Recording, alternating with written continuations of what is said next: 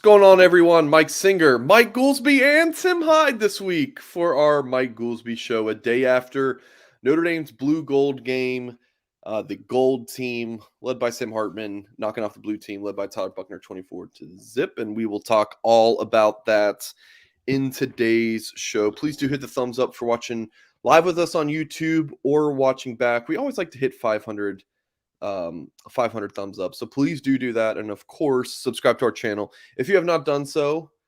This is the Mike Goolsby Show, so I feel like it's only right to go first to Mike Goolsby. So Mike, let's just jump right into it. Your initial reaction, 2023 blue gold game, what'd you think? It was disappointing, man. Sam looked great. Tyler looked terrible. I mean, it was confusing. It was a letdown.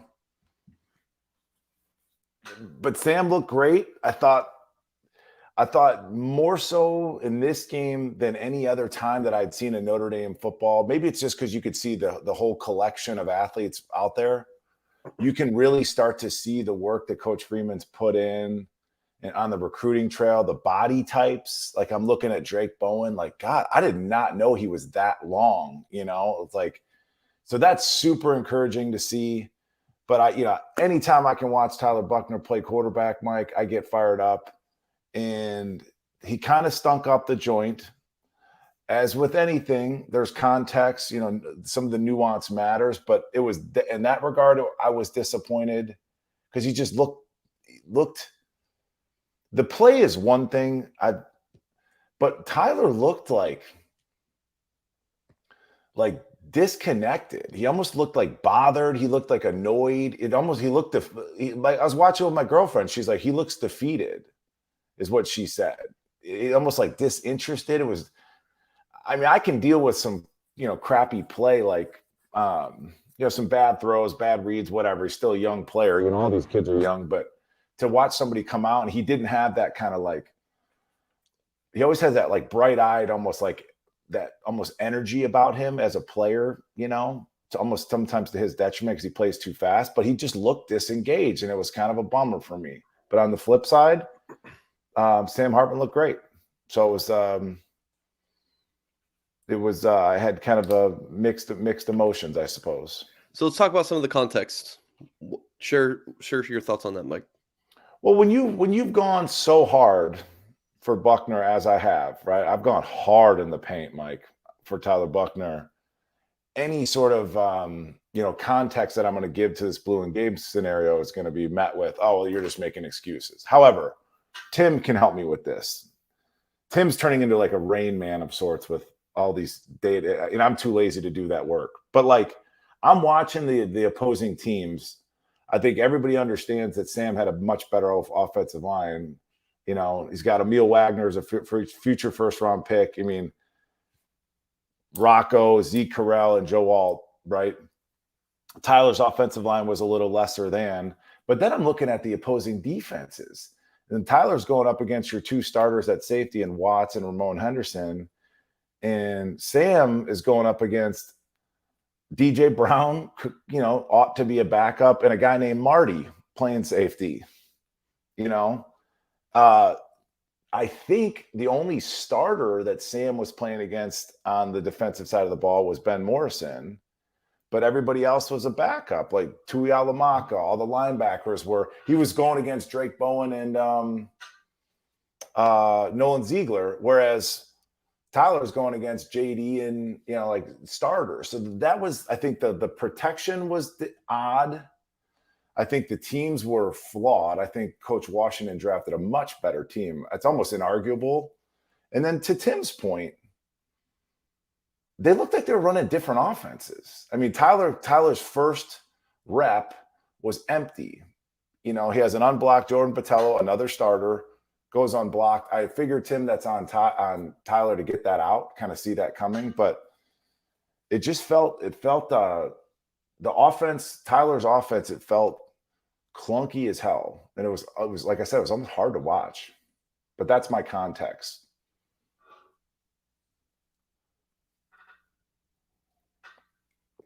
Go ahead, Tim.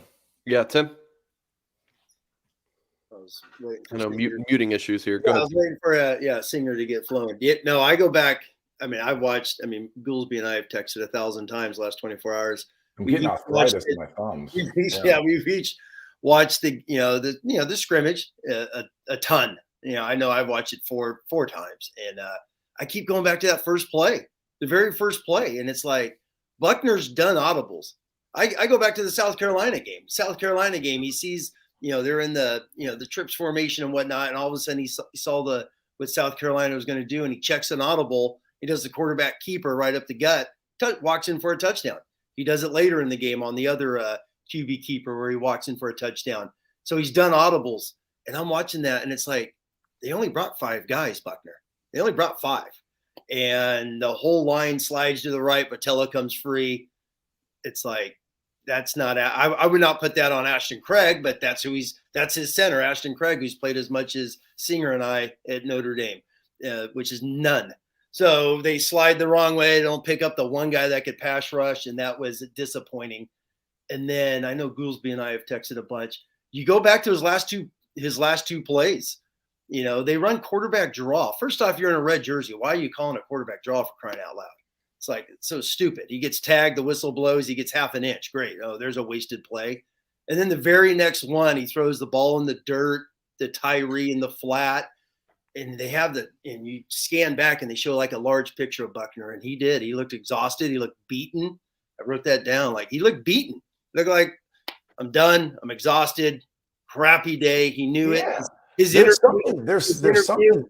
Yeah, I was going to say his sideline interview, you could tell he was just exhausted and he was beaten down, and it's a bad day for him. And then my last quick take is Hartman, Hartman for Heisman's back up, but it's like all the guy did was throw hitches and curls. He threw one pass past 15 yards. But it's Hartman for Heisman now, and he throws one post where he beat Clarence Lewis, who's gotten torched as a lot. And this is what you're doing. You're spinning, Tim. Just come on. This is crap. Come on, Hyde. I listened to that yesterday. I can't do it again. Hartman for Heisman, Singer. He throws one pass past 15 yards, and everyone let the kids have fun with it.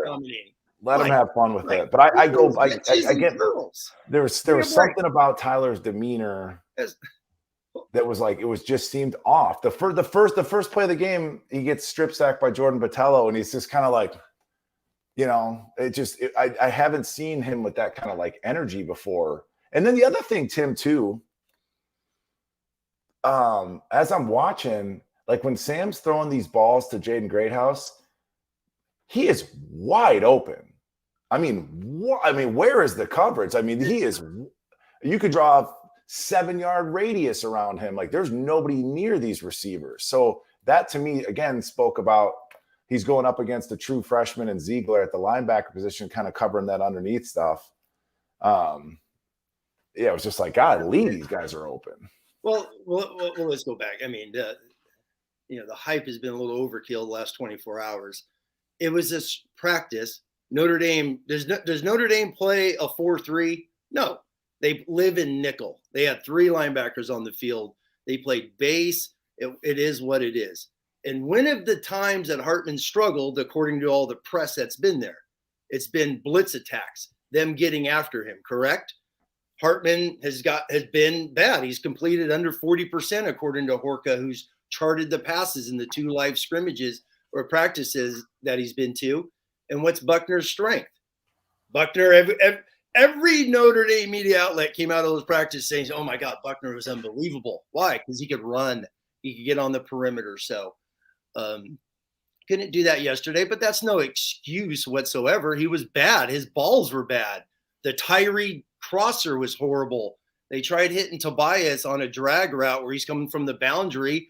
Tobias, their tallest guy, and he overthrows Tobias on a drag. So Buchner was off all day. Hartman hit his routes. He did. I'm a big energy guy, not to sound like a hippie over here, but yeah, Sam had the right energy, was, signing autographs, and, as the game kind of wound down, and just Tyler's energy was off to me. You mentioned this scrimmage, Tim, right? So the blue and gold game is for fans, right? How much weight do coaches put into it? It's hard to gauge. But they had a scrimmage the week prior in the stadium, and that was the game, right? Closed to the public. So I have some sources, gentlemen, and I got a pretty in-depth breakdown. And the feedback that I got based off of that scrimmage was Hartman's the guy if he can get protection. If he can get protection. Like, if you let him stand in the pocket, he'll make his reads, he'll deliver the ball. Tyler, yeah, he'll make some misses, but he'll also make you say, wow. That's what my source said. He'll make you say, wow. But if you can protect Sam, he's the guy. And in this format, Tim, as we saw in the blue gold game, had all day to throw. And we had, wide open receivers sitting down in zone coverage. So it's fun to see. But yeah, that was the worst I've seen Tyler play, and it hurt my heart, man. I felt for the kid. Mike, so based on what you're saying about if Hartman can get protection, I mean, this should be a pretty strong offensive line, especially at the 2 tackle spots. So if you're saying that, then yeah, I mean, Hartman should be the runaway starter and not Buchner, just based on that, right? I wouldn't, runaway, right? We're mincing words. I don't know if I'd say runaway. And like I said, if Sam Hartman's the guy, let him be the guy. I've said it all along. I'll root for our starting quarterback. My issue was that just people crowning his ass, Dennis Green style, before he even stepped foot on campus. That was the crux of my argument. And yes, I'm more of a team guy. I want the guy that's been here, paid his dues, fought through injuries, et cetera. That's who I'm inherently going to root for. But yeah, if you can get protection. But then the next evolution of that, and Tim, you could definitely touch on this, is if we're talking about Ohio State, right? Are these young receivers going to be able to get open in the way we saw them do so in the spring game? Because you can give them protection, but then they got to get open at the same time. And that room is young, brother. They are young. Lorenzo Styles, the most experienced receiver. He gone. So now it's down to Jaden Thomas, Deion Colsey, who I still don't trust as far as I could throw him, and literally nothing. There's no catches in the room career-wise. I want to touch on quickly that throw on the pick. Apparently, yeah. Freeman, you guys heard this? Freeman tells Buchner before the play, hey, it's cover 2, and it wasn't. But I was thinking that play, if that was a cover 2 and he were throwing that sideline ball as if it were cover 2, it would be on a line. It would be that whole shot throw. But he still threw it up as a jump ball. So that was still so if Buchner thought it was cover 2, he definitely didn't throw the ball. I don't know. No, that still confused me, Tim. No. That was a window throw. Just the way he just touched it, threw a dart. That was a window throw in cover 2. Mickey, he's saying is supposed to squat. He's just lobbing it in there. So, yeah, I saw Freeman's context. You watch it multiple times. You see what he's saying. Great play by Mickey, because even if there's no threat into the flat, Mickey just carries that cover 2, vertical there. And, yeah, I wish he would have thrown it to someone else. How's that? Because I am not a Colsey fan, and that's just – I'm not. So I'm with Goolsby. Cool. Yeah. I'm with you. I don't want to get too negative. I'm with you, Mike, in terms of, yes, Freeman said that. Do you think that Freeman would go to that extent to protect his quarterback to come up with that story? So then is Tyler in his head as he's taking the snap? Well, I can't go against my head coach, right? He's telling me to do X. And then the best cover 2 throw I ever saw, Tim, was Eli Manning in the Super Bowl. Over to his left, Mario Manningham. Remember that? That's a cover 2, just dime, right? I'll never forget that throw. So it doesn't, that throw, Mike, wasn't necessarily on a rope. But to your point, I absolutely understand. But maybe where he's like, I don't want to let this ball go, but coach kind of told me. But yeah, we don't think Deion really competed for the ball. That's I think Tim and I's kind of issue with Colsey. It's like, man, if it ain't perfect, dude, he's not really trying. He's not gonna help you out. You know what I'm saying? He would not be a foxhole guy for me. Tim's an ex-Marine, but he would not be a guy I'd want in my foxhole. Well, that goes back to the entire my entire take on this whole team is still the wide receivers and the tight ends. You know, who's going to be catching the passes? It is young. It's a bunch of brand new dudes. The tight end, the healthiest guy at tight end's been Holden Stays. I mean, Evans was out a bunch this spring. He's been injured in the past. I know everyone loves to say Eli Raritan. The dude's got 2 straight ACL injuries. How is he going to play in 2023 as a dude? I hope he does. I really does. And then, you know, Kevin Bauman is constantly injured. So tight end is and he's not very good, Tim. No, he's not. He hasn't been. He's going in his senior year, and he's an average tight end at Notre Dame when you look at the history of Notre Dame, no doubt about it. And then with wide receivers, I know everybody is just so hyped, and I get it. But, man, it's still a work in progress. I especially watching it yesterday. Do they have some guys? Yes. Are they going to have – they're going to have great stats. And this is what I was telling Singer this yesterday. This is what drives me nuts. The first month – because we're not going to really know. I don't care what anyone says. We're not going to know until Ohio State. If Notre Dame's not 4-0 going into that game, they have massive issues that we're not probably even talking about. So they should be 4-0 going to Ohio State, and then that's going to be the real test for all these guys. But, yeah, wide receiver is just going to be interesting. It really is. For as much hype as the freshmen have, Greathouse was the guy yesterday, but, I mean, he caught all hitches and curdles. So,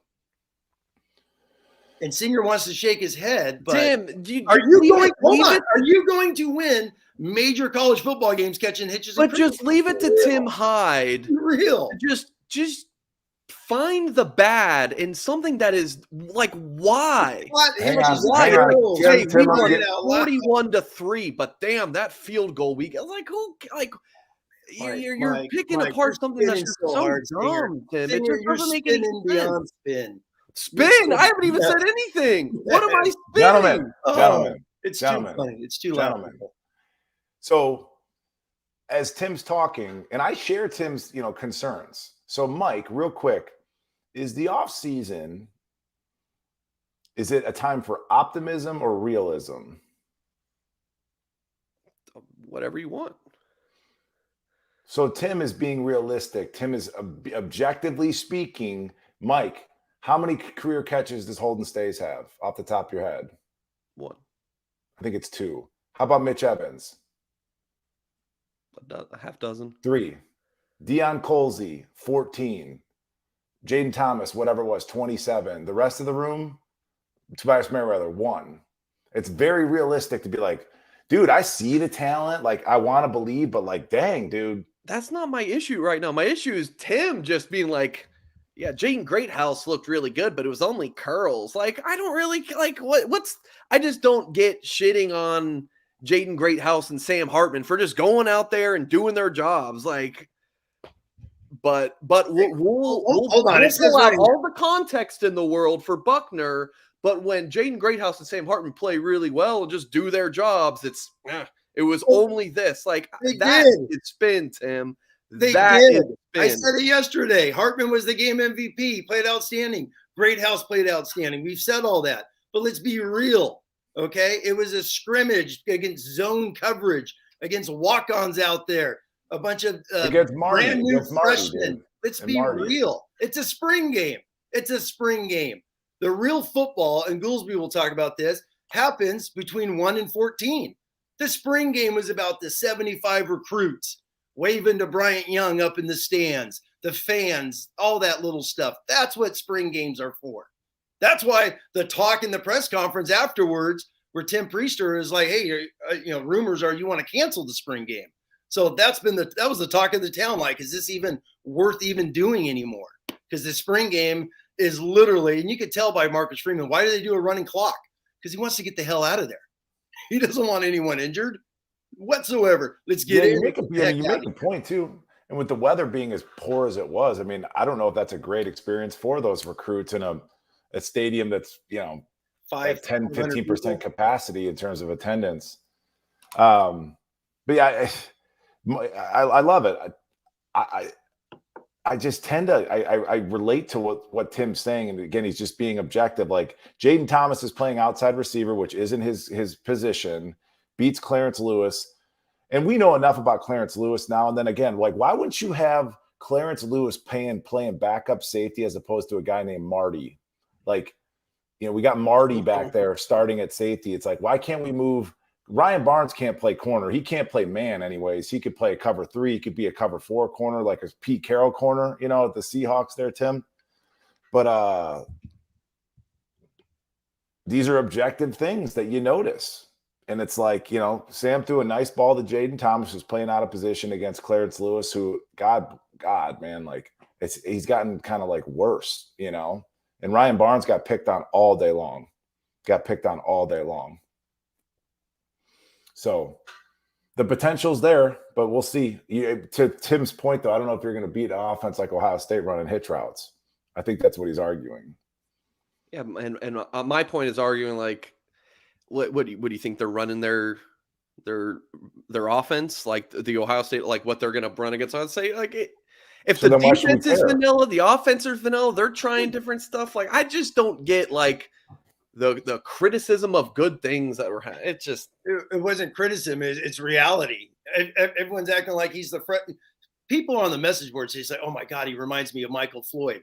Michael Floyd ran by people. Okay. Michael Floyd was the 10th, 11th pick in the NFL draft, for crying out loud. He was a 5-star recruit. He was a dude, dominated from day one. So it's like, just sometimes I get a little kick out of this, like overreaction.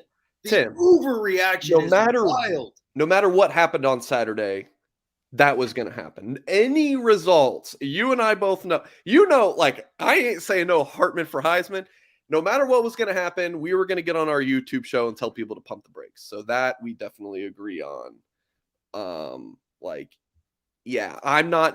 I feel the exact same about those quarterbacks right now as I did before the game. Mike, like it's a spring game. There's context. It's a lot of overreaction because I think a lot of the fans don't read all of the reports, so they don't know what's going on throughout spring ball. So all they know is we got Sam Hartman, and I'm not speaking to all of you diehards, right? This is just some of you who don't read and watch all of our stuff, right? Leading up to the spring game. So all you know is Hartman's in. I see a few tweets, and then I watch the spring game, and with my eyes, I see Hartman's out here at balling. Buchner's not looking good, but there's a lot more that happened this spring than just the game. Mike? No, I would agree. And it does put all of us kind of in a precarious situation. It's like we kind of know it doesn't mean anything, but you have to react, but you don't want to overreact. And it's like you don't want to be too critical or objective, but you want to stay positive. But you're like, at the end of the day, does any of this shit even matter? That's a great Tim's point. It's like, what are we even playing the game for? That's a good point, Goolsby. So it's like, yeah, because Tim tends to talk out of both sides of his mouth famously. Singer Politician Tim. So, but no, it was good. That was my big takeaway. I was bummed at Tyler's play, and let's not root against Tyler. Some people are being nasty, man, in like comments about the kid. Again, I'm rooting for Tyler. I'm rooting for Sam. Tyler's my favorite for a lot of reasons. And as I've said before, some of this stuff is a little bit performative in terms of like we're trying to entertain people here. The other big takeaway was for again a guy like me with my background, the work that I do training kids, I'm a big eyeball test guy, Tim. So it's really fun for me to see new crops of kids roll out every year after a winter in the weight room conditioning. And like, we've got some guys that definitely passed the test. I mean, you can go right on down the list. It starts with Emil Wagner to me. I think our entire defensive line looked great. Tyson Ford looks great. And that's one of those kids, like he might jump out of a gap here or there. Play him. And the linebackers, I didn't miss Prince Kali. I wasn't looking for him. I was enamored by the athletes that I was watching. I didn't miss them. I might be wrong about Jaden Osbury, Tim. I thought he was more of a will just because of the lack of length that you kind of wanted a rover position. But that kid should be in high school, and he's a freaking natural, just in terms of his feel, taking his eyes. That's difficult to get linebackers to take their eyes off of cornerbacks and find work in the passing game. So that was exciting, just looking at the body types and the athletes, specifically on the defensive side of the ball. It's like you can, again, see Coach Freeman's work is paying off. All right, Mike, before we get to some super chats, just I don't know if we've actually like heard your thoughts like more in depth on Hartman, what you saw from him. I think you touched more on Buchner, so than diving into Hartman. So, like, what did you think of his performance? He looked like he was playing at I'm going to say it, like he looked like the best player on the field. Like he looked like he was playing at a faster clip than everybody else was. Like he was a step ahead. That's what it looked like. I think he had a ton of time. I think he was accurate. I mean, he threw one ball that Ryan Barnes could have and should have picked. Just trying to be cute, getting out of the pocket, trying to make a play. But we'll forgive those because it's Sam Hartman. But he looked good. He looked small. I think he nailed the sideline interviews. I love seeing him, signing baseball caps and stuff for the kids like that. I wish I had done more of that when I was at school, but I'm no Sam Hartman who wants my autograph. And then the other thing was I just couldn't believe how wide open the receivers were. I couldn't believe it. If anybody, don't be like masochists like Tim and I and watch the stupid spring game 4 times on Peacock for crying out loud. But if you go back and watch it, those dudes are wide open. And that's got really nothing to do with Sam. It's more to do with just crappy defense and wide receivers that know how to get open or sit down in coverage. But that was my takeaway. It looked great. So, like, you feel a little bit better about him now, after seeing it with your own eyes? I am still skeptical, forgive me, based off of, and again, I was always skeptical, just looking at his track record. I understand he's put up numbers. Like, I get it. He's been doing this 6 years now. I get it. But like Tim's shed a lot of light on this for me in terms of like his win-loss records, his performance against ranked teams. So I'm optimistic, but I'm realistic at the same time. And he's never played. This is another just interesting thought, Mike. Let me wrap this up. I know this, when teams play Notre Dame and when they come to Notre Dame Stadium, they play their asses off, Tim. It's their Super Bowl. I doubt that when teams go play Wake Forest, it's the same approach. You understand? So he's never played in Ohio State before, talent-wise. He's played at Clemson, and Clemson's kind of on the downside a little bit here. So to Tim's point, famously, nothing matters to Ohio State. And this isn't the ACC. So I'm optimistic, but I'm still kind of wait and see here. Half the schedule's the ACC, but point stands. Tim, do you want to chime in before we move on? No, I mean, when Hartman came aboard, this was the Goolsby argument he and I got in on New Year's, was he's the starter. I mean, I said it. He was going to bring it. That's the whole reason why Freeman brought him in. He's here. He's going to get all his reps. He's probably going to go into camp as the number 1 guy. And this is his team. He's a 6-year senior. It's his team. But, his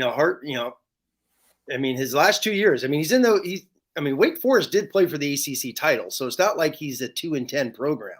Wake is very competitive. Probably have one of the best, probably a dozen coaches in all of college football on Coach Clausen. And the last 2 years, I've just charted the last 2 years. He's 2-8 against teams with winning records. And in those 10 games, he's thrown 20 picks with teams with winning records. And Wake Forest has some NFL wide receivers now. They're going to get drafted. So just keep all that in mind. Obviously, Notre Dame has better offensive line. I get all that and whatnot. But, there are some interesting stats. And the biggie's going to be the NC State game. He's thrown 6 picks against them the last 2 years, and he's 0-2 against them. So that's going to be a fun game, number 3. But Notre Dame should have enough talent to go into Raleigh and beat NC State. Could you repeat that again? What'd you say? 2-8 versus winning teams or ranked teams? Just a winning record, just 7-5, 7-6, and he's 2. And then 20 picks in how many years? Versus just the last 2 years. I didn't chart COVID in his freshman year and all that. I just did 21, 22. 21, they played for the ACC title now. They had a really good, solid season at Wake that year. Tim, I can't say I've done the research that you have. I have too much time at work. This is the interesting thing about your take, though. You start building up Wake Forest. Oh, they have this such great coach. Played for an ACC championship game. You're building them up, and then it's 2-8 against the winning teams. and that's just Sam Hartman. Like I don't like that doesn't seem really. No, add but up it to is me. no, Like, but it's what Wake. is He's it? the quarterback. He's the quarterback. He is the quarterback of that program, correct? So he is the quarterback. And all we've heard, Mike, since New Year's Day is he's changing Notre Dame or going to the playoffs. Mike, that has been the media. Are you kidding me? All over social media. Blah, blah, blah. No, this Notre Dame outlet is Hartman's changing everything. We got the playoffs now, blah, blah, blah. But then you're like, okay, well, you start seeing what he did. And going back to Goolsby's point, it's the ACC. Notre Dame has torched the ACC now. So let's don't act like they're juggernauts there. So they have devoured the ACC. And Hartman, and my whole point with Hartman saying it's Wake is they were in the ACC title 2 years ago, meaning he's got a very good football program. So he's not the, the Duke of the ACC. Sorry, Duke. They're not the bottom, whoever the bottom was this year, Virginia or whatever. Wake has been a very good college football program under Dave Clawson. So, and the problem, Sam Hartman. Like what? But Sam Hartman's the quarterback. So if you're the starting quarterback and you're the fifth year, so you're a senior and a fifth year guy now, Mike. Yeah, right. He's not a sophomore, junior. I didn't look at those. I looked at his 2 most experienced years. He was second team all ACC in 2021. So that's included into these stats. And they're 2-8. 2-8. And they furthermore, Tim, I've read it many times about Buchner. He's a turnover machine. It's like, well, again, 20 picks against ranked opponents. So it's just like, again, and this isn't, Mike, this isn't Tim talking smack, right, or being negative. This is objectivity. This is factual information. And then it's like, well, Sam's thrown for so many yards. It's like the ACC is kind of garbage, man, in terms of defense. Like everybody scores points, So it's still kind of a wait and see thing. It's kind of I don't think Sam's a miracle worker. But that's been the take, which has been fascinating. And we'll see. He's going to be the quarterback. And I hope they go out and they tear it up. They beat Ohio State for the first time in 90 years. And I hope it happens. I hope they go to the playoffs. It'd be unbelievable. I think Tim and I's stance, it's contrarian, and it ain't easy. The easy thing for me and Tim to do would sit there and blow smoke and be like, man, he's incredible. Hartford for Heisman. Wait till this offense. We're going to be so explosive. That'd be the easiest thing to do. I mean, we're swimming upstream here. And then Mike, and then Goolsby, when they don't do it, you blame the coaches. Or you blame the young receivers. Exactly. So we're not My favorite is Goolsby. I love Goolsby. Tells it how it is. And then when it's not what they want to hear, it's, man, that guy's a jerk. That's my favorite. You know what? I'm going to save that 10-second file right there from Singer because that's perfect. Exactly. Everybody loves Goolsby for being honest. He's honest, and they're like, "Oh my God, what an idiot!" Oh, yeah. I love it. You're so right. All right, let's get to some super chats.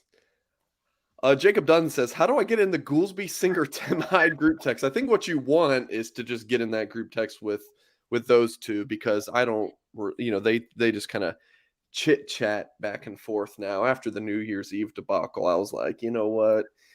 I checked my phone 5 minutes later. I got 92 texts. Like I'm was that was New Year's Eve? Yeah. Yes. Yeah. See, I poked the bear. I poked the bear because I was poking Goolsby good. And I was sober. Like we didn't do anything for New Year's Eve, but man, was I hot. I was hot. Were we watching the Michigan game? I think the TCU Michigan game or something like that. Yeah.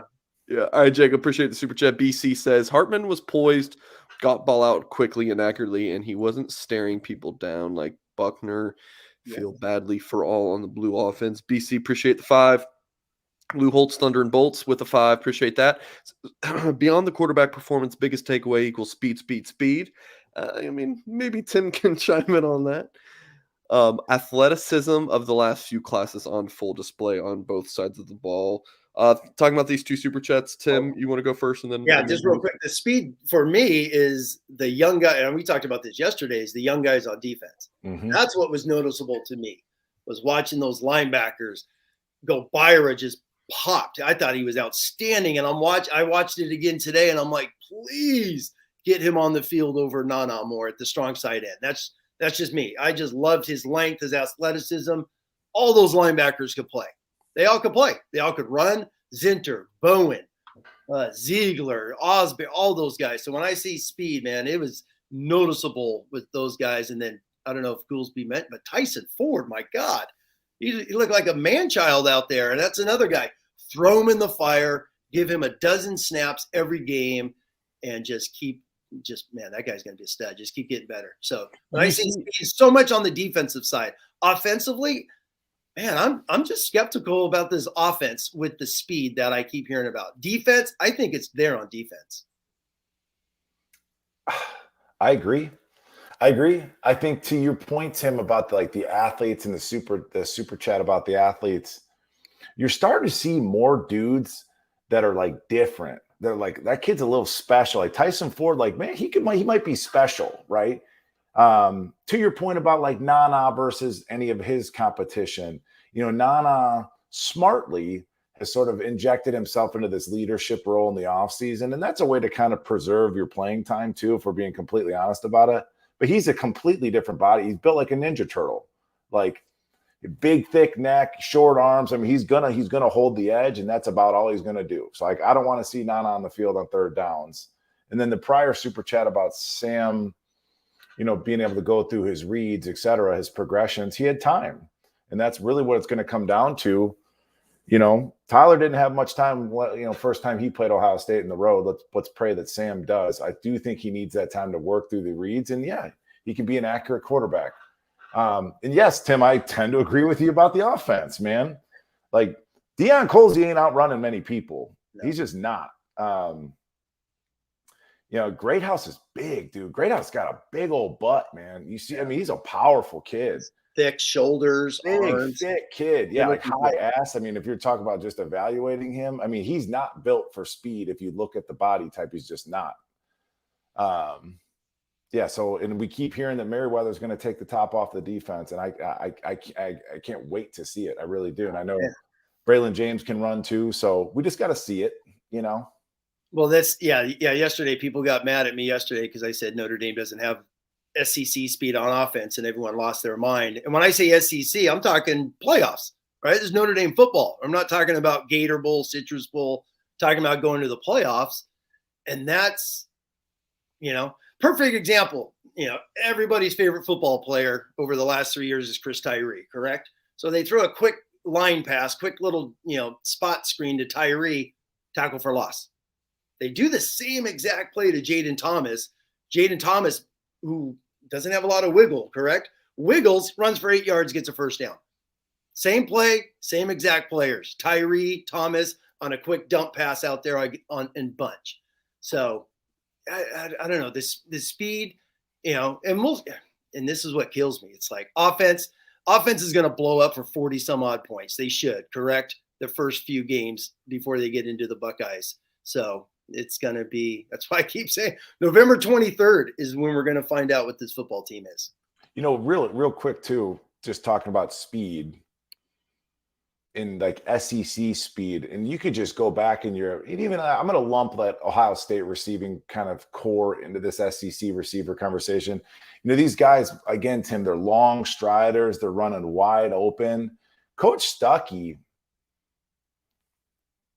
kind of like unprompted, he's making Tobias Merriweather, Randy Moss comparisons.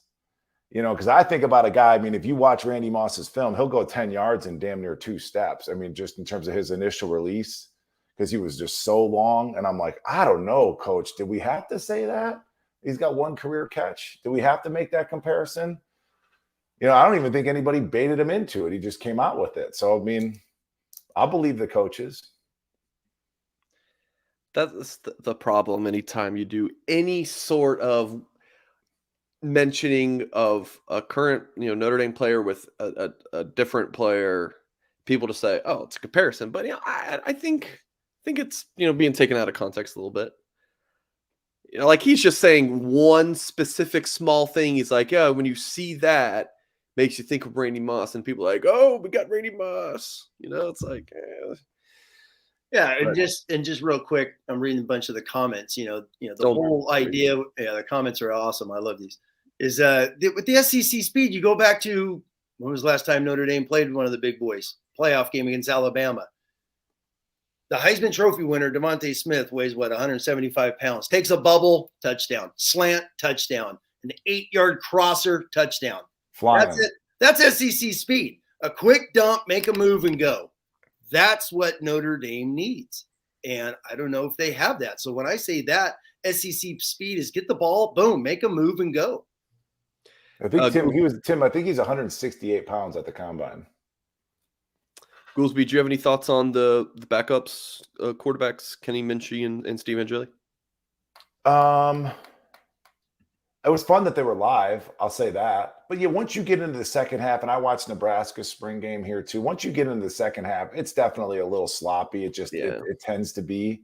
So it's hard to make any assessments there.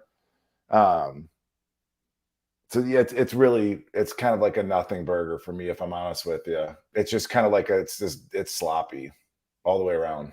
Yeah, I agree there. Tim, did you want to add anything?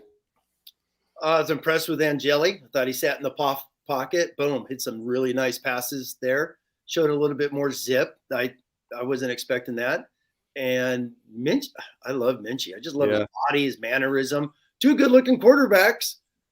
And they're I hope they enjoy the scout team this year. Yeah, I just remember Angeli in the passes he completed. A lot of them were just kind of curls, but we're gonna love up Angeli's curls, but not Hartman's. That's just watching him as a quarterback, Mike. I'm not talking about the darn schemes. I mean, I got people saying Greathouse is the next, All-American. He may be, but with it, no, Angeli's just the way he threw the ball.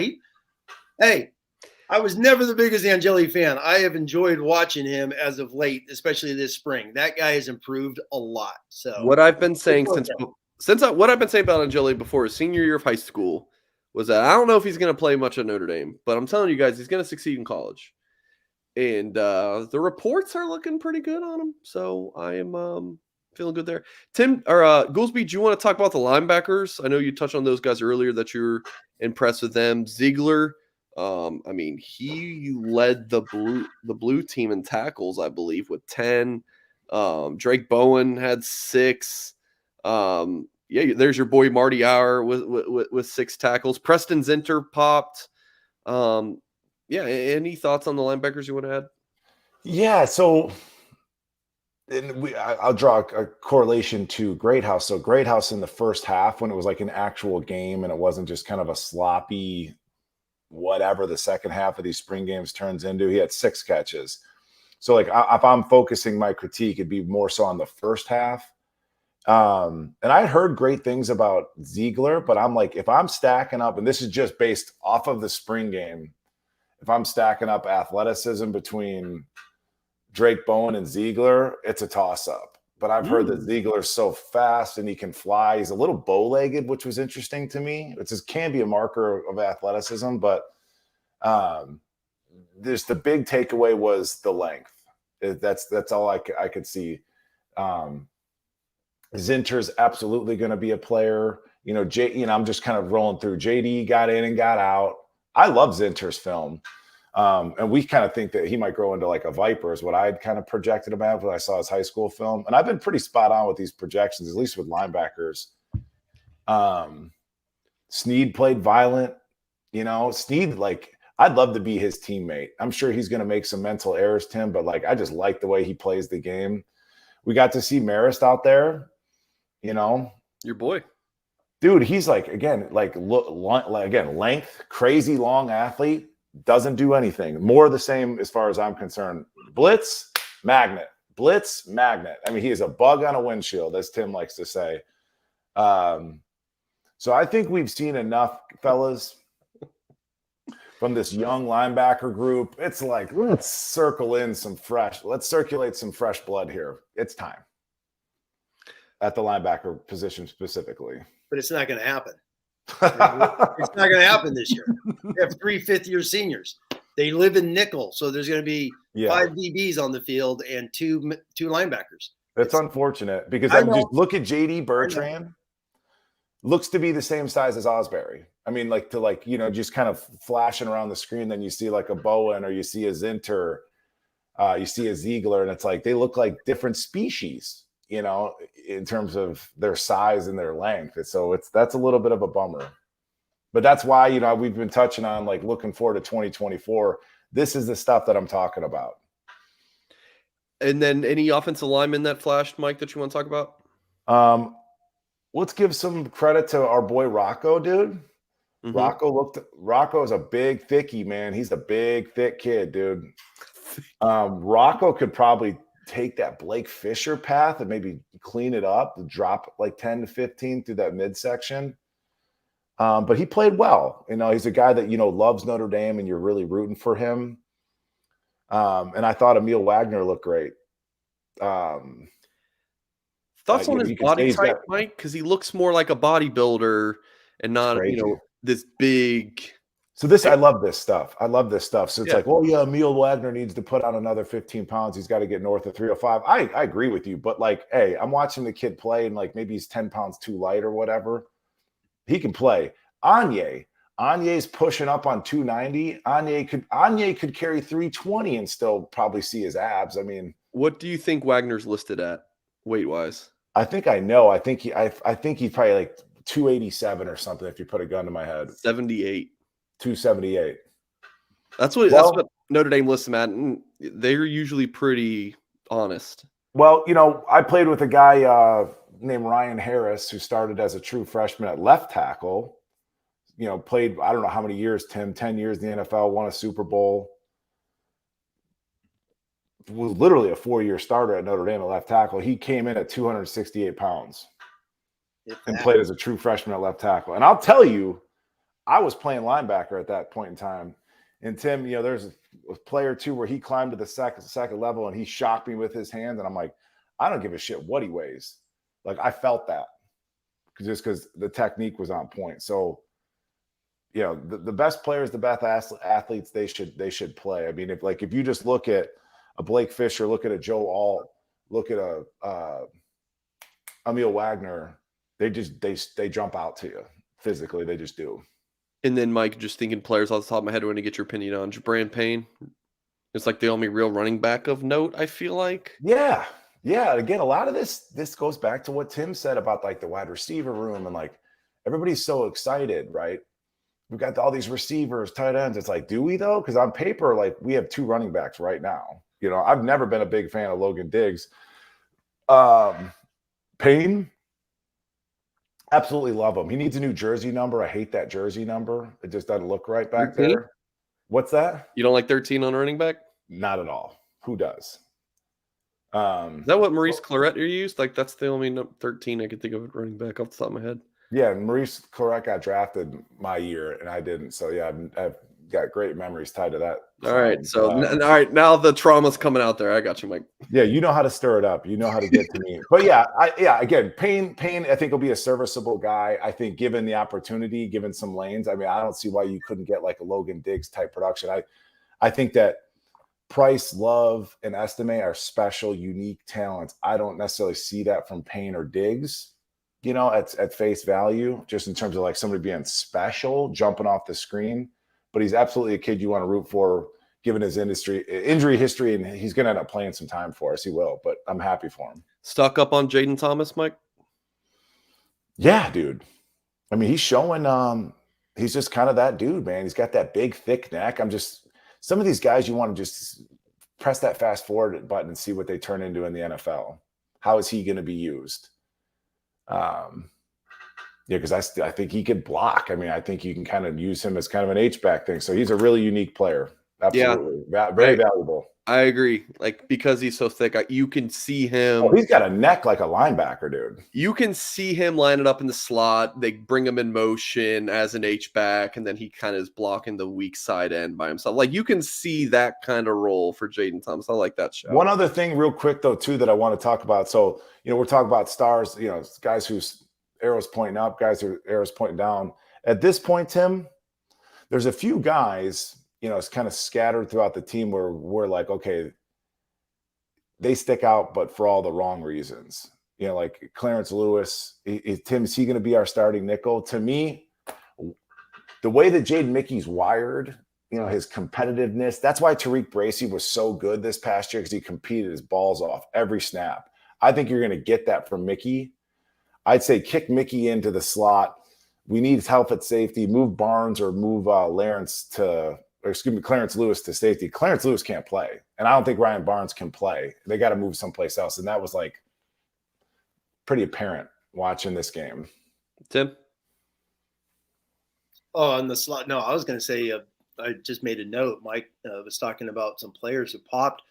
For me, Junior Tuilalamaka did a Viper. I thought he was physical, looked the part. He had 2 wrong arms in the game, which were just like awesome to watch. A couple run fits. So I was really impressed with him since we haven't mentioned him. He's just a good football player, too. Yes. Great Catholic school, Alamany out there in the Los Angeles Valley.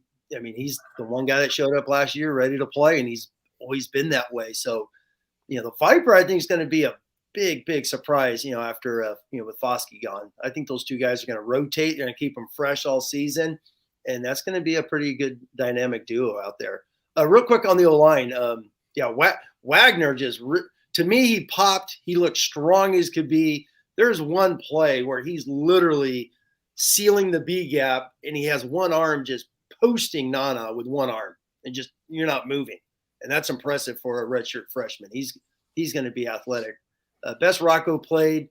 Obviously, more than likely, it looks like Kristofic and Billy will start, which is just a little scary to me. I'm a little nervous about the offensive guard. I just am. So those, hopefully, they get enough reps, enough good positive news. Those first month getting ready for Ohio State and that wave that's going to come at them up front. But Schrauf got bull rushed twice yesterday, and that was shocking. But he's a redshirt freshman. He's still learning, still growing, still developing. And that was a little stunner watching him yesterday. Are we about to get Goolsby and Hyde argue? Please. No, I go back to and these kids have come such a long way. Like, again, you're watching Osbury. This kid should be in high school, right? But to expect a young kid like Shroud, he's gonna get worked over. I mean, yes, he's going up against grown men. He's 19 years old or whatever. It's like that happens. But again, to our point, it's like you go with kind of the best athlete at all these positions across the board. And then the other thing too, you mentioned Junior, and I think that Botello, dude, I texted you during the game. Botello has worked on his craft as a pass rusher. Isaiah Foskey, God love him, career sack leader. He didn't have many things in his bag of tricks in terms of he had a bit of a long arm. Mm-hmm. I'd call it kind of run the rail a little bit. His athleticism would help him get to the quarterback. But in terms of moves in I do this every weekend with kids. Botello has got some moves, like a double swipe. So just watch he's been working at that. So I expect him to have, Botello has double-digit sacks won't surprise me whatsoever. Folks, if you're just joining us recently, you have not done so yet, please do hit that thumbs up. We're wanting to get easily to 500. Let us know in the comments if you're watching live with us how many we're at right now, because whatever the number is, it should be a lot higher. And of course, subscribe to our YouTube channel for more content. If you're listening via podcast, I always like to tell podcast audience, we post a lot more of these long-form shows on our YouTube channel that don't make it to podcast, because I'm trying to bring you over to YouTube, because there's a lot more visuals, a lot more shorter content that we're able to do. So, try to join us more on these YouTube shows. Watch us live, watch us back. Goolsby, I wanted your thoughts on Tim's note that he's concerned about the guard positions. Do you share his feelings there? The Kristofic thing concerns me because he just seems like a guy. His ceiling's capped, right? He's just kind of a guy, and it's like, okay, he's the most reliable out of all the guys. Like, you've got to. I think I said this last episode, Mike. Like, our interior lineman is made up of, like, you just change the jersey numbers, 70 put on 73, 68 put on 64, like change it. They all look like the same guy. It's just a bunch of kind of guys. Bob Davey used to call it oozing. Everybody's out here oozing around. It's like we got a bunch of interior line guys that are just kind of oozing. So the Kristofic thing, there's not a lot of upside there. It's a bit of a concern. I still think that Jagasaw is going to end up being a starter by the end of the season. He's too good. And again, going back to what I've been saying about kids being different, he is special. He's a special player. And I think a guard's a great way to break him in. But yeah, I'm not worried about Kristofic. It's just less than ideal. Okay. All right, let's get to a few super chats. TJ dropped a 5 with no comments. I will be looking. TJ, if you're still watching, if you have something, I tried to find if you had a comment to go with your super chat, but don't see anything. But I do appreciate it. Let us know if you got anything for us. The Smith family of 5 says, assuming Hartman will win 1 to 2 games more than Buchner this year, what will be better for recruiting? Hartman at 10-2 or Buchner at 8-4, 9-3? Tim, I feel like, didn't we answer this in the Wednesday live show? Like, it was something very similar, right? Yeah, it could be. Yeah, I mean, they were basically, if they don't, choke away the 2 most winnable games. That's what this guy's saying. Hartman's going to win the most winnable games, which I've said, Notre Dame's got a good football team. There are good football players all around. It's not all negative Nelly, which, everyone seems to think here in the comments and whatnot. Notre Dame does have good football players around to win a lot of these games. So is it 10-2, 9-3? If it was, let's just say if Tyler Buchner was the quarterback this year, why is it assumed they're 8-4? So yeah. I've never understood this. They have outstanding running backs. They have 2 NFL offensive tackles. There are some very good wide receivers. I don't think they're blazers and whatnot, but they are going to be very efficient for what they did. We saw that last year with Drew Pine as they grew, and that may be who they are. So what's better for recruiting? Of course, if you go 11-1. Well, if you go 11-1, that means you're beating Ohio State, Clemson, SC. You're winning 2 out of those 3. So that's going to be, but that's why Hartman's here. That's why Marcus Freeman went to those guys after USC, says, I'm bringing in an experienced guy. Guys are more than welcome to leave, and Pine ran the heck out of there. The question is, right, distill it down. The question is having success with a transfer quarterback, does that help or hinder recruiting? Yeah, winning is great for recruiting. It's great for draft picks. It's great for postseason awards. It's true. It's inarguable. To Tim's point, if we go 10-2 with Sam Hartman, was it a waste? Was it a waste? Because I firmly believe that, again, 2024, look at the receiver room, look at the linebacker crop, look at all the young defensive line talent, et cetera. To me, I'm much more optimistic about 2024 than 2023. So is it a waste? If we lose to Ohio State, is it a waste to have Sam Hartman here? Because nobody else is developing and he's gone. It's a question. I think it's a valid question. First time if we don't make it to the playoff, it's a bust. First time we've talked about that point too, right? Joking. BC does not like your talk about Chris Tyree, Goolsby. He says, I hope you eat crow. That is not very nice, BC. Tim, what'd you have for dinner tonight, man? I made homemade pizza with the kids. It was actually really good. A little pesto. It was outstanding. I did a little organic, little spinach on top. It was really sweet. But yeah, the Tyree, a lot of Tyree love. I've heard it for 3 years. Okay. I hope see, that's the thing. I am a Notre Dame fanatic. I'm born and raised with Notre Dame. I want Notre Dame to win. I hope I eat crow.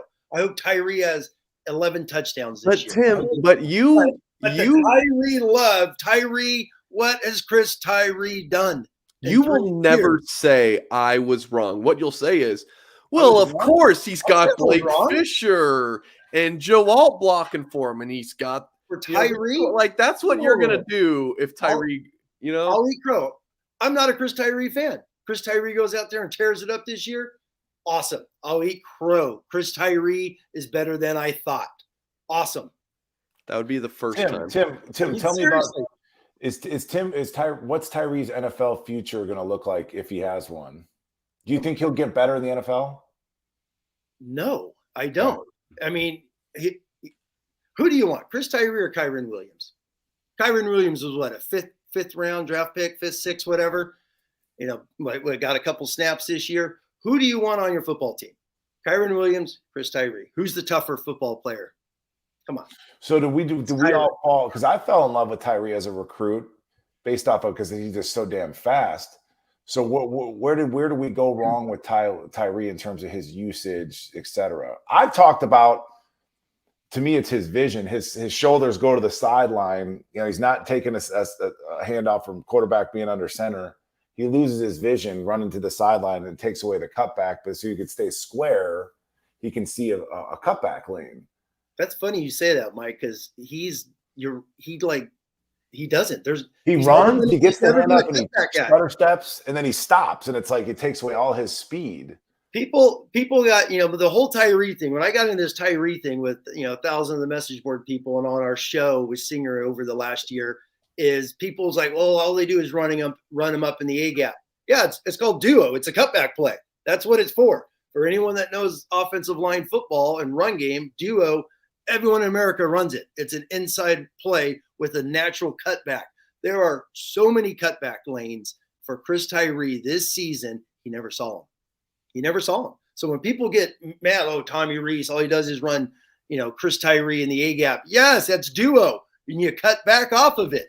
Go watch some of the big games this year where so many running backs make plays. When you go Michigan, people hate when I bring up Michigan, but what was the big 2 touchdowns in the fourth quarter? Michigan going in the A gap, cutting to C, 70-yard touchdowns. Mm-hmm. Same thing in the Big Ten title game. Chris Tyree does not do that. So that's just my opinion. A lot of Chris Tyree fans out there because of quote unquote his ranking. I'm sure that's what it is. And he just hasn't done it in 3 years. I don't know why that can't be true. And he has not in 3 years. That's my opinion on him. All right, moving along. When Carmody says, what does everyone think our legit odds/chances are to win a natty this year or next? Well, Carmody, you really just opened up a can of worms here. I'm going to let you two have this one. That's not the Michael Carmody block yesterday, right, Mike, that I texted you? Oh, boy. But real quick, I'm going to go back a couple minutes about guards, okay? Guards, look at Notre Dame guard play over the last, say, decade. You've had, Quentin Nelson, who's a legend, and Alex Bars, who's in the NFL. Then you go Banks, and you go Tommy Kramer, 2 guys in the NFL, and then you go Patterson and Legg last year, Those dudes have 11 years combined at Notre Dame football. So they're gone. When has Notre Dame struggled interior? 2021. Zeke, Kristofic, Goolsby's buddy, Kane Madden, who he trains with. And then this year is going to be, I'm telling you guys, it's going to be iffy. That's just my opinion on what we have out there. And that's a little scary to me is the interior. So people want to win a national championship, you got to get to the playoffs. So you got to get to the playoffs, you got to beat Ohio State. And Ohio State has like 10 top 100 freaks up front that they're going to rotate. And that game is going to be an interesting battle for the interior. That's my biggest worry is there and tight end. Same thing with tight end. Look at the tight ends Notre Dame's had from 18 to 22. Look at all those NFL guys. 2023 there's going to take a back seat at tight end this year. That's my opinion. So to answer the super chat, you can kind of expand on that. And how did that even happen in the tight end room? Like Cade Barong, who's no longer in the program, who was the coach before McNulty, the tight ends coach? He was the offensive coordinator. Chip Long. Say that again? Chip Long. Chip Long liked Cade Barong. McNulty didn't like Cade Barong. He's out of the program. It's like, how does this happen at a program like a Notre Dame where the cupboards are kind of bare? Eli was supposed to be the guy, the injury thing, I get it, but it's just like, it stings. So if you look at this team national championship odds, to Tim's point, not a lot of experience in the interior line. To my point, based off the feedback that I got on this previous scrimmage a week ago, Sam needs time. Sam will slice and dice you, but he needs time.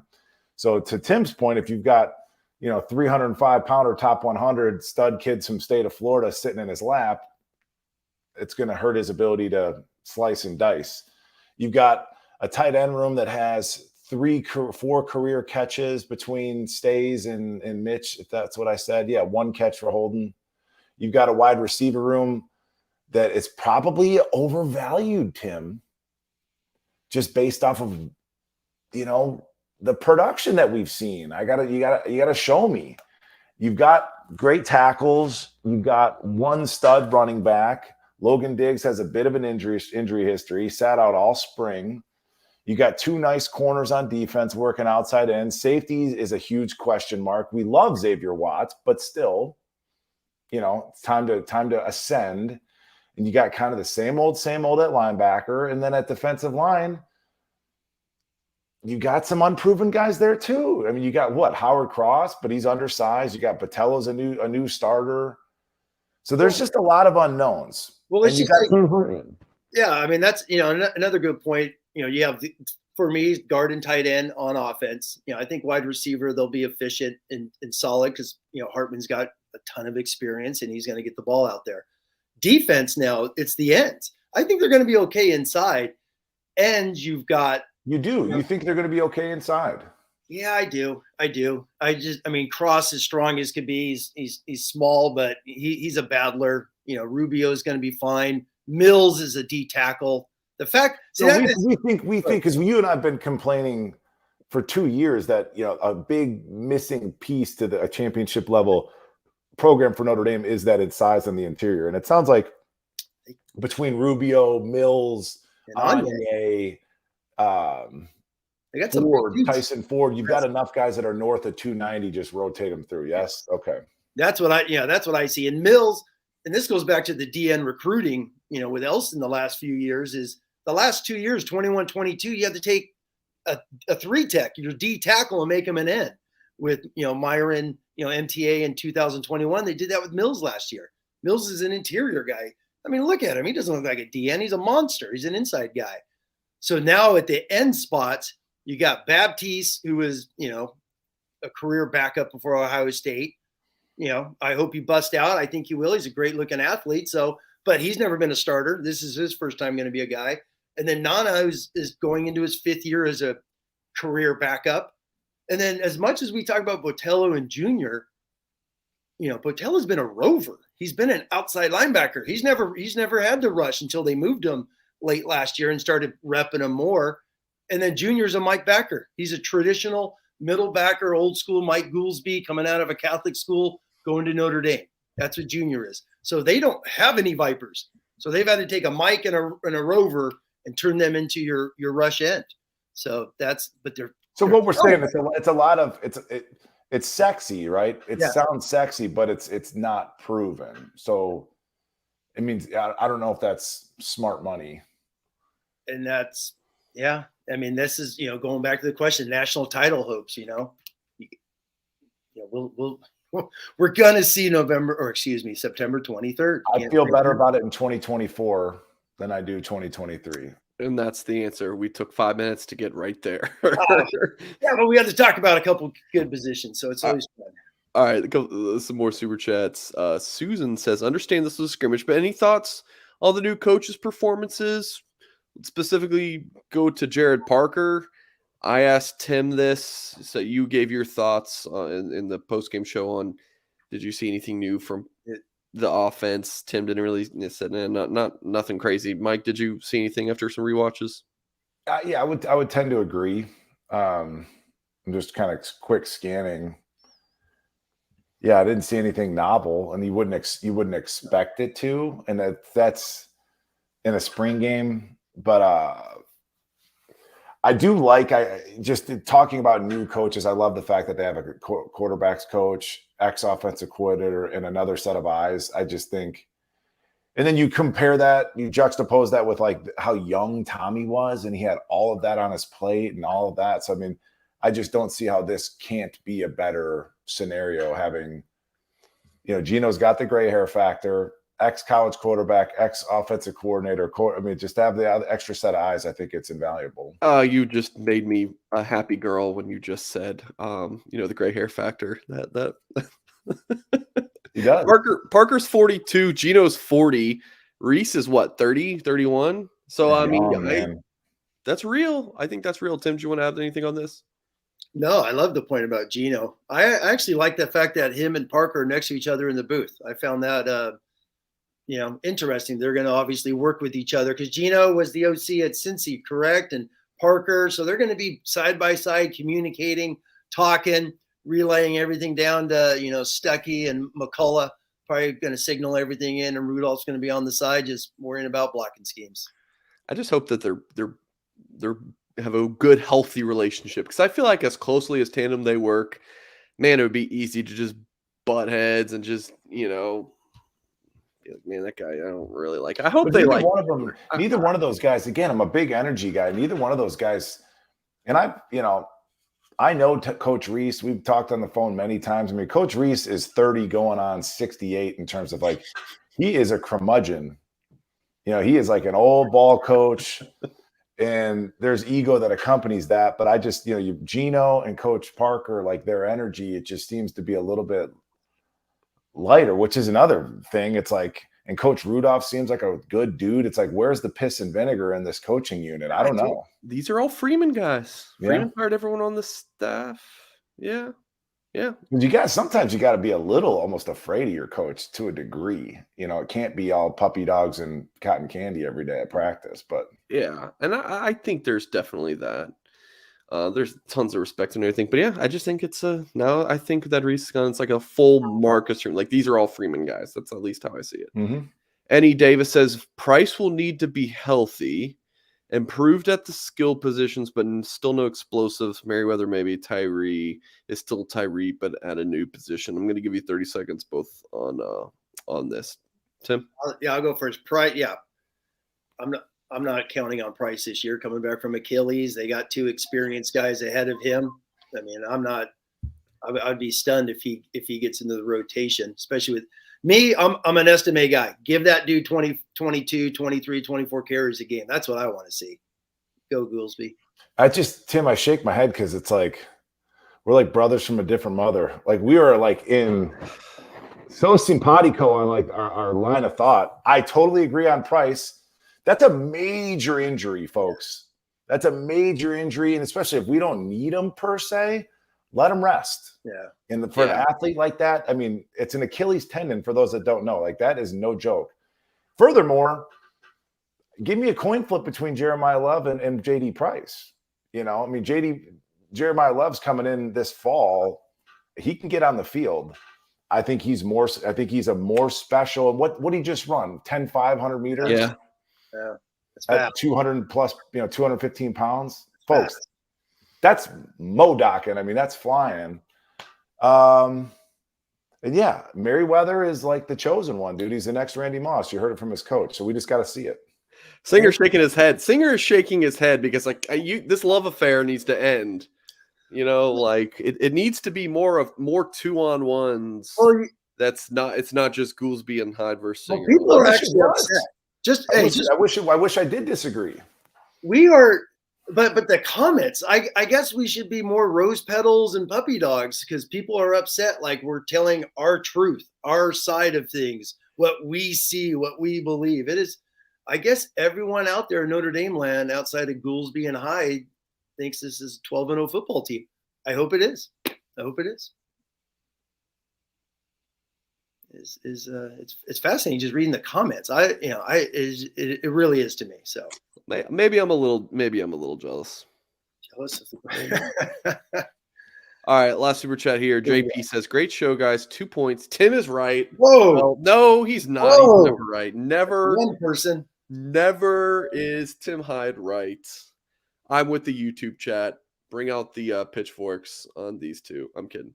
Notre Dame doesn't have SEC speed. I mean, at least South Carolina level speed. But that's what we're gunning for is the Gator Bowl trophies. Goolsby speaks truth. No playoff Hartman experience is a bust. So the whole Notre Dame speed narrative has been a thing since I was there, right? Yeah. I mean, it's just been a thing.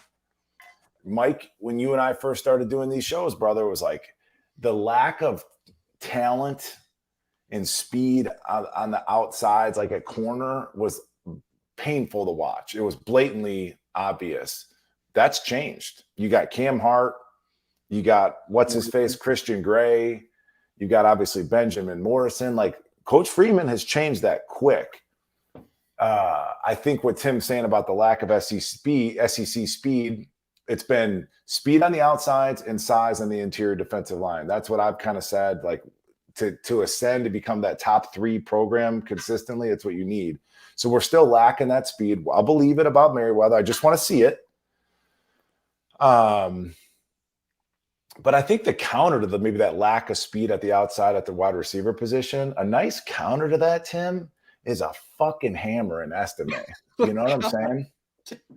All right. Yes, Podcast yes. is marked as explicit now. There we go. But you know what I'm saying? That's a nice. It's like, well, we don't have these pretty receivers that are, 6 foot, 180 pounds, but it's like we got a 230-pound back that said, I want to be the best player in the country. It's like, I believe him. I'm not getting in front of him. No, I'm an Estime guy. I've always been like, this rotate and the 3-headed monster last year. Who cares? Give that guy the ball 22, 24 times a game. Let him hammer you down the throat, and he will be an NFL running back down the road. He is the best running back. People like Diggs. Diggs is sweet and cuddly. He's nothing fancy to me. I want Estime. Yeah, I want Estime. If you have those two, I want Estime as my guy. I just do. You gotta think. You gotta take again. This is data. Estime averaged 5.9 yards a carry. In what world would you anticipate? I mean, he sounds like a home run hitter at that, running at that clip. But no, you got a hammer that's averaging 7 yards or 6 yards a carry. There's no sense. There's no sense in being Audric Estime if you're not going to get the ball 20 plus times a game. There's this stat, Patrick. I got to get it. It was in the Blue and Gold Illustrated just a couple of weeks ago. Patrick Angle put out about Estime, how he doesn't have a ton of carries, but his runs of over 10 yards or more was like at the elite national level. He just didn't get enough carries, or he would have just blown up even more last year because they rotated so much. So I go back to Tim and I. It's a great stat Patrick posted in one of the Blue and Gold Illustrated. And you mentioned, Kyron Williams earlier in the pod. Would you rather have Tyree or Kyron Williams? I've been saying it for 2 years now. Estime's makeup, his wiring, he has like shades of Kyron Williams in him. I mean, he's been interviewed by the sideline reporter. He's like, I'm trying to be the best player in the country. And it's like, he's a foxhole guy for me. And I just think he could be a motor, little energizer bunny for a program. Guys love to rally around physicality like that. I love it. Well, this goes real quick to the rotation thing. How, this is a Freeman thing. Marcus Freeman talked about this a ton last year in spring and after he got hired. Yeah. You go back to Kyron Williams, he was the dude. In 20 and 21, he got all the carries. So, and I'm like, why does Notre Dame now have to sprinkle all these? It's for recruiting to show running backs, hey, you're going to come here and get your couple, token carries or whatever. But it's like, if you're the best guy, give him the ball. I mean, you played with Julius Jones, but he get 30 carries some games and whatnot. Give that guy the ball. Julius Jones. Yeah, 40 in a game. The second-round pick, freakazoid. Yes. Tim never practiced because he was so beat up from the game. Because he had all the carries, I know. He just wouldn't practice. It's just like let him rest and then give it to him in the game. And then last thing about the rotation was the usage under Coach Reese. Remember, like early in the season, Logan Diggs came back from that labrum surgery too early, in my opinion. But you've got him on third down pass pro, and he can't even hit the guy with his bad shoulder. Yeah. It's like the usage in the rotation of it was always wonky to me. But again, we expect big things from Estime this year. Goolsby, putting you on the spot off the top of your head. Who are your foxhole guys on this roster? Botello. Absolutely. You need somebody. Sorry. No, Botello. Goolsby, let's go by position. All right, so quarterback. You got any foxhole guys at quarterback? Angeli. That's it? Keep going. What's the next position? Didn't say your buddy Buchner, but okay. Running back? Estime. Receiver? Rico Flores. Like that. Tight end? Probably Eli. O-line? Probably, yeah, you got to be alt, dude. Got to be alt. Keep going. These choices. I mean, you're just picking all my guys. D-line? Botello. Yeah. Any other defense linemen? So, there's just so many. I would say I want to say Mills, but like I gotta see it. You know what I'm saying? Like looks amazing. It's like, bro, at a certain point in time, it's gotta click. Okay. Any linebackers? Maris? Oh, Tim? dude, if Maris is in my foxhole, I'm moving to Canada. All right. You know, but you're. yeah, you'd want JD. You'd want JD, with you. Of course you would. Tim, do you have something to add? Yeah, just two things. Number one, Zeke.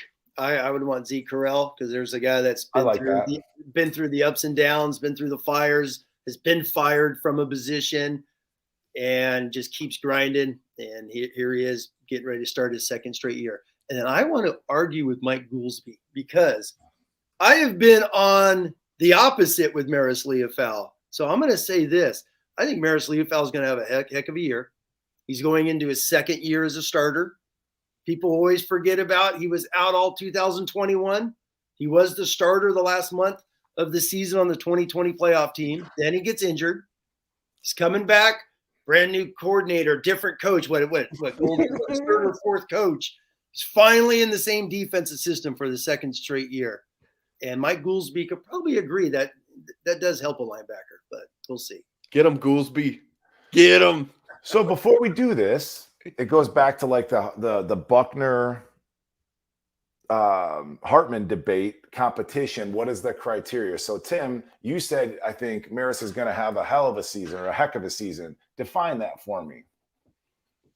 I think he's going to make more plays. I think he's going to be more involved. I don't see him coming off the field. I know that frustrates people, but why did he play so much last year? Because obviously the coaches see something. The coaches have some form of trust in him.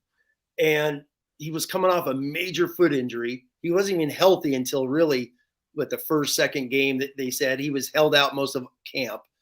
I'm not saying he's going to win the Buckets. I'm not saying he's going to be Mike Goolsby and have 121 tackles and 14 for loss, and go and beat Florida State on the road. I'm not saying that. All right. Well, I'm going to say this. He's going to have a better season than you think, Mr. Goolsby. I can see it again. I can see him flash. Like when he blitzes and runs right into that offensive lineman, it's a little intoxicating. I get it. Goolsby. But I'll tell you, like Tim, and I've said this with you, and I'm not even really exaggerating. My first year starting, I had no idea what I was doing. I mean, I mean that. And like I go out against Maryland and have 10 tackles. Next week, Purdue, 14 tackles. Like, there's something about being a linebacker. You just get to the damn ball. And it's like, it's just you're hunting. It's like you have to have that want to just get to the ball. And I just don't see it with Marist. I never see him on the ground. I never see him bend his knees. I never see him drop his weight. I just don't see that like passion to get the ball carrier. I do see the athleticism in flashes. I think we've been oversold that. But I just don't see the instincts to get to the ball. I just don't, man. You started to read. That's another thing. I hope I'm wrong. Just gonna take a deep pause before I speak again. No, you wait, Tim. I've been waiting. No. Are you starting to rethink your position on agreeing with Hyde on so many things now that he is a big Marist guy? I was gonna ask Tim what he's drinking. Actually, I got the mother-in-law's fresh water downstairs. Hey, so let me ask Goolsby this. Who's going to have a bigger impact on Notre Dame football in 2023, Deion Colzie or Maris Leofau? Ooh, that's a fun question. Probably Deion Colzie, because I would say that I think there's more options. What position does Maris play at this point, Tim? Will? He's going to be a will. I mean, he played the outside backer, rover, Sam. I think like in your nickel defense, I think you'd slide Kaiser into playing a Mike, and then you could even put Snead at will or something just for coverage in some of those scenarios. He plays in the. I think there's enough options behind Marist where I would say that Colzie will have a bigger impact. Just because there's so much inexperience behind him. I think he's going to have to play, All right. Moving the discussion along, going back to your foxhole guys. Any at safety or corner? Oh, Watts for sure. Okay. And Cam Hart most definitely is not going to be in my foxhole. It's like, I'm looking for him on milk cartons. Like, where has the dude been? Like, he's still on the team, but like, eventually you got to practice. And like, I know your shoulder's hurt. And like, I know corner is super physical. Mike, I got an MRI on Wednesday. My labrum is still torn, in my shoulder. Like, you got to play.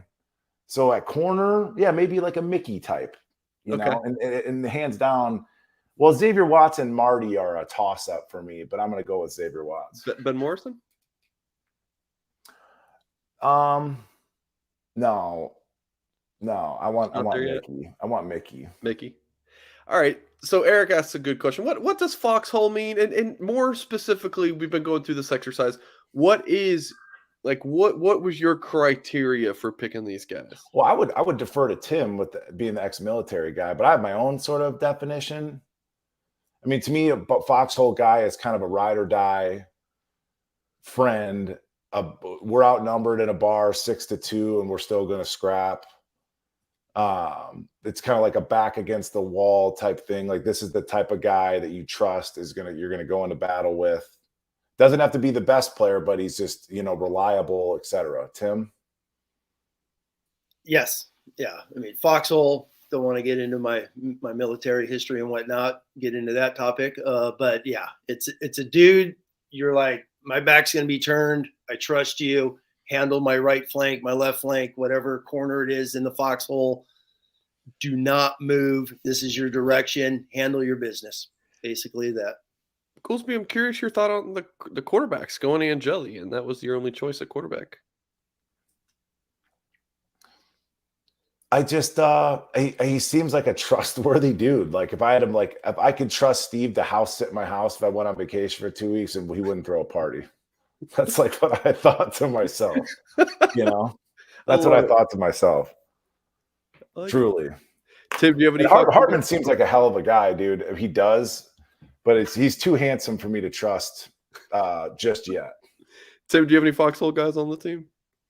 Oh, like I said, I mean, yeah, I mean, being a line guy, like I said, Zeke, Howard Cross jump out at me instantly. And then the guy running the show, the captain in the back, making sure the maps and everything are coordinated, is Joe Alt. And you just feel like you could trust that guy. And then I would say Hartman, if you're going to go quarterback, I think you could trust Hartman. When you look at the guys, because you're going to go with experience, right? But I like your Angeli take. Yeah, people have been on me. I've actually been not pumping up Angeli, but man, he's had a really good spring. He's coming on. I'm slowly drifting to the singer. Well, and that's what, Tim, we always said that about, what are you going to do if Tyler gets hurt again? It's like, you play Angeli. We've said Angeli.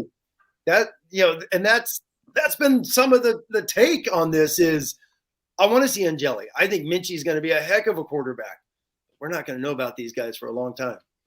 Yeah, and one thing too about Minchie, he looks like a little baby out there. He is still so young looking. He is fresh faced. I mean, he is a young kid. So, like, to your point, yeah, give him a couple years. These kids are kids.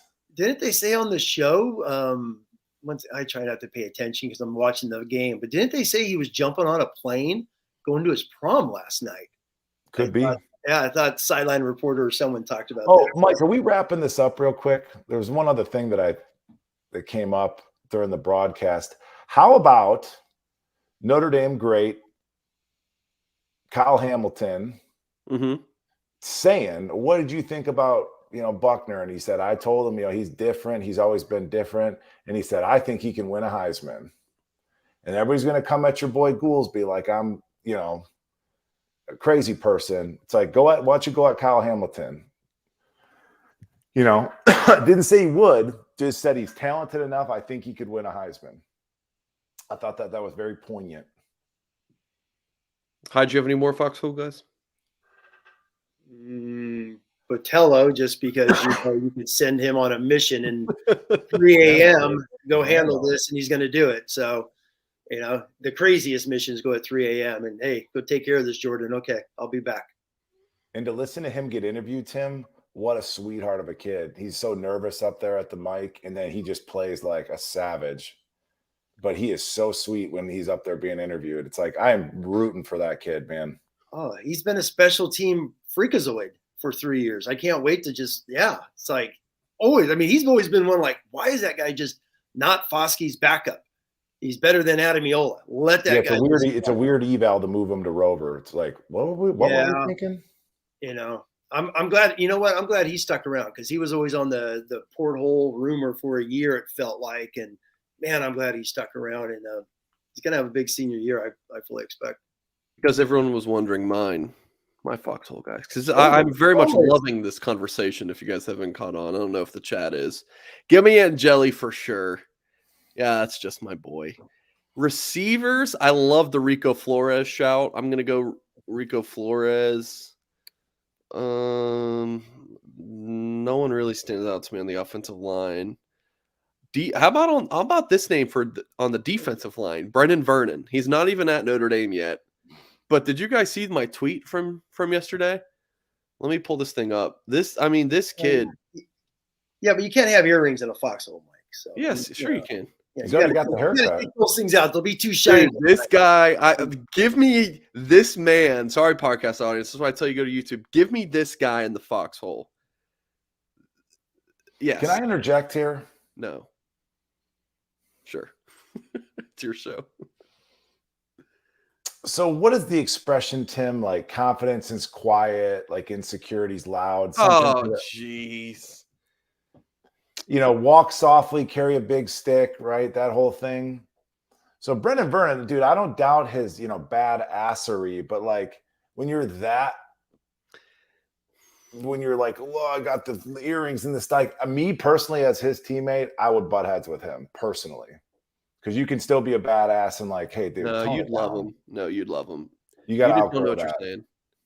You don't know what you're saying. Are you saying Bud and Sack didn't walk around wearing an outfit in South Bend? No, and I'll tell you, Kyle and I got into 2 fist fights in college. I love it. Legit. So, So it's just like you got to kind of blend in. I mean, you're drawing a lot of attention to yourself, Brennan, with all these kind of like the whole thing. Like, tone it down. He's going to find out. I mean, I hope he comes in here and he plays like he dresses.